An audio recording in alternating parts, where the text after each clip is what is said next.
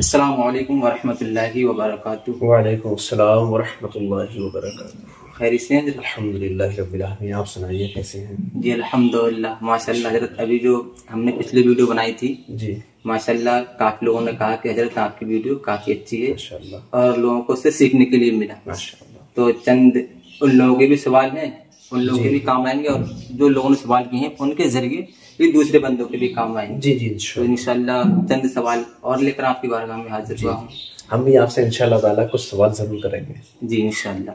तो मेरा पहला सवाल ये था जी कि बाज दफा ऐसा देखा जाता है कि अक्सर जुमरात के दिन ऐसा होता है कि फातहा लगाई जाती है। जी तो क्या कि अगर घर में कोई मर्द नहीं होता है तो लोग इधर उधर जाते हैं फातहा पढ़ने वाले को बुलाने के लिए। तो क्या घर की जो इस्लामी बहनें हैं, जो औरतें हैं, वो औरतें क्या फातहा नहीं पढ़ सकती? ये बताइए। देखें, अवाम के अंदर एक गलत फहमी है कि औरतें फातहा नहीं पढ़ सकती और औरतें खुद भी ये समझती हैं कि हम फातहा नहीं पढ़ सकते। अच्छा, है ना। और कुछ मर्द हजरात भी इस बात के शिकार हैं, गलतफहमी के शिकार हैं कि औरतें फातहा नहीं पढ़ सकती बल्कि मर्द ही पढ़ सकते हैं, जो कि बिल्कुल गलत है। देखें, फातिहा क्या है?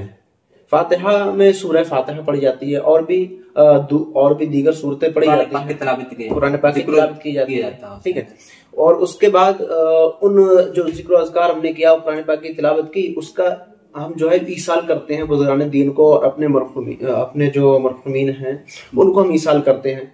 तो ये औरत हो या आदमी, मर्द हो या औरत, ये दोनों कर सकते हैं। अच्छा, यानी औरत फातिहा पढ़ सकती है, इसमें कोई भी हर्ज नहीं। जो आवाम के अंदर मशहूर है वो सिर्फ और सिर्फ गलत है, ये इसके अलावा कुछ भी नहीं है। आवाम की ये गलत फहमी है। यानी औरत अपनी फातिहा पढ़ सकती है, बिल्कुल पढ़ सकती है और बेहतर भी है, क्योंकि जो है वो अगर किसी गैर मर्द को बुलाती है घर में, है, अगर कोई महरम, हाँ अगर है कोई भतीजा है, सगा भतीजा या भांजा है तो अलग चीज है। अगर कोई गैर महरम है तो बेहतर है कि उससे तो भाई वैसे भी दूर रहना चाहिए कि घर में जब कोई मर्द ना हो। हदीस पाक में भी है कि जब कोई घर में मर्द ना हो और औरत और मर्द हो तन्हाई में, तो उनके अलावा तीसरा शैतान होता है। तो लिहाजा इस चीज से तो और भी ज्यादा जरूरी है कि बच्चे किसी गैर मर्द को न बुलाएगा। जी सही, यानी औरत खुद ही फातिहा पढ़े। अगर पढ़ना नहीं आती तो सीखे, ये भी जरूरी है उसके लिए, सीखे फातिहा फिर खुद पढ़े। माशाअल्लाह। हजरत दूसरा सवाल पर भी रोशनी डालें। दूसरा सवाल ये है कि जब बंदा नमाज के लिए जाता होता है और जब वो नमाज के लिए खड़ा होता है तो बसा औकात उसे अपनी पैंट काफी टखनों से नीचे नजर आती होती है, अपना पायजामा वो देखता है कि काफी नीचा है, तो बंदा उसको फोल्ड कर लेता है नीचे से या ऊपर से फोल्ड कर लेता है ताकि उसे क्या ऊंचा कर ले, फिर वो नियत बांधता है अपनी नमाज मुकम्मल करता है। तो उसका ये अमल करना, पाजामे या पैंट को फोल्ड करके नमाज पढ़ना, तो क्या उसकी नमाज हो जाएगी इस हालत में? मोरी फोल्ड करके नमाज पढ़ना ये मकरूह है, तहरीमी है। बुखारी शरीफ के अंदर भी मौजूद है और दीगर कुतुब फिक़ह में ये बात मौजूद है कि मोरी फोल्ड करके नमाज पढ़ना ये मकरूह है, तहरीमी है। इससे नमाज वाजिबुल इयादा हो जाती है, यानी नमाज फिर से पढ़ना पड़ती है। अच्छा, फिर हजरत जब मोरी फोल्ड कर नमाज पढ़ना मकरूह तहरीमी है, तो जो शर्ट वगैरह पहनते हैं या कोट वगैरह पहनते हैं तो उनकी तो ऊपर से कॉलर फोल्ड शुदा होती है और कोट वो भी मुड़ा हुआ होता है, तो फिर क्या ये कोट वगैरह या फिर शर्ट वगैरह पहन कर नमाज पढ़ना मकरूह तहरीमी? माशाल्लाह, बहुत अच्छा सवाल किया है, माशाल्लाह।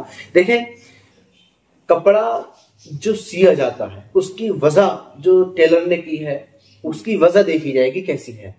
उसकी वजह जो कॉलर फोल्ड की हुई होती है जी, तो वो वैसा ही सिला हुआ होता है। ठीक है। अब अगर हम उसको खड़ा कर दें तो अवाम भी जो देखने वाले लोग हैं वो पता है उसको बिल्कुल घटिया इंसान समझेंगे, शेखी खोरा।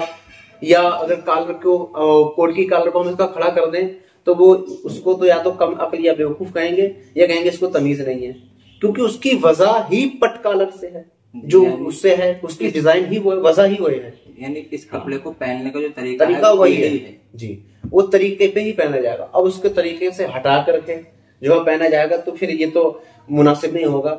जैसे कि अगर हम किसी बाशऊर इंसान के पास जाएं तो उस कॉलर को हम जैसे पहने हैं उसको वैसे ही रखेंगे। अगर हम उसको खड़ा कर देंगे तो वो मुंह भी नहीं लगाएगा, क्योंकि ये लगता है इसके अंदर माइंड की कमी है, यहाँ पर ले जाएगा वो इंसान। यानी अगर कॉलर मुड़ी हुई है या फिर कोट की जो कॉलर मुड़ी हुई है तो ये सिलाई की ही तरह इस तरह होती है, तो ये लौटने में शामिल नहीं होती है, जिससे नमाज मकरूह तहरीम नहीं होती। नहीं। अगर हम पैंट या पाजामे की मोरी लौटते हैं तो इससे नमाज मकरूह तहरीम, क्योंकि वो वज़ा के खिलाफ हो जाए, वज़ा के खिलाफ हो जाए।